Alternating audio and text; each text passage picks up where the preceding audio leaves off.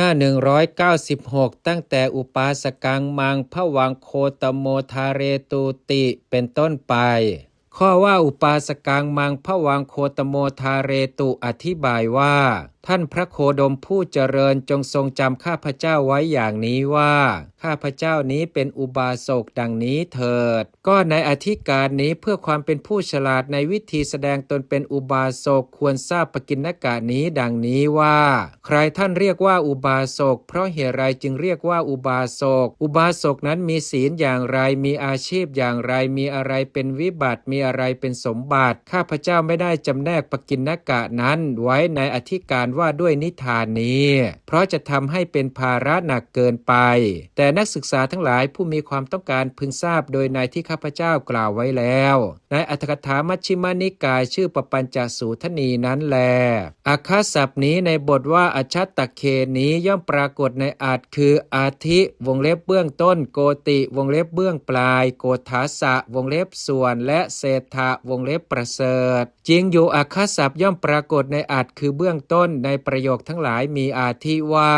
ดูก่อนนายประตูเพื่อนรักตั้งแต่วันนี้เป็นต้นไปเราปิดประตูแก่พวกนิครนแก่พวกนางนิครนอักขศัพท์ย่อมปรากฏในอัดคือเบื้องปลายในประโยคทั้งหลายมีอาทิว่าพึงแต่ต้องปลายแห่งนิ้วมือนั้นด้วยปลายแห่งนิ้วมือนั้นนั่นเองพึงแต่ต้องยอดอ้อยยอดไผ่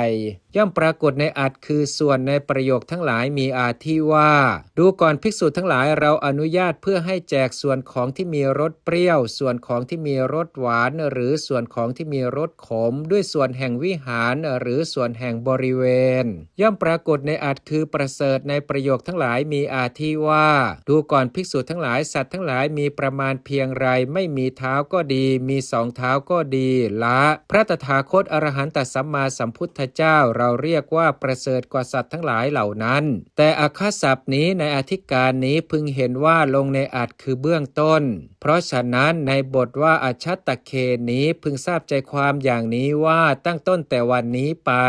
ท่านกล่าวคำอธิบายไว้ว่าบทว่าอัชชักขังก็คืออัชชภาวังแปลว่ามีในวันนี้อีกอย่างหนึ่งปาถาว่าอัชชัตถเคดังนี้ก็มีถ้าอักษรทำการต่อบทมีคำอธิบายว่าตั้งต้นแต่วันนี้บทว่าปานุเปตังความว่าผู้เข้าถึงวงเล็บพระรัตนตรัยด้วยปราณวงเล็บคือชีวิตเวรัญชพราหมณ์กราบทูลว่าชีวิตของข้าพเจ้ายังเป็นไปอยู่เพียงใดท่านพระโคดมผู้เจริญจงทรงจำคือทรงทราบข้าพเจ้าว่าวงเล็บเป็นอุบาสกผู้เข้าถึงผู้ถึงสรณะอันไม่มีศาสดาอื่นด้วยไตรสรณคมเพียงนั้น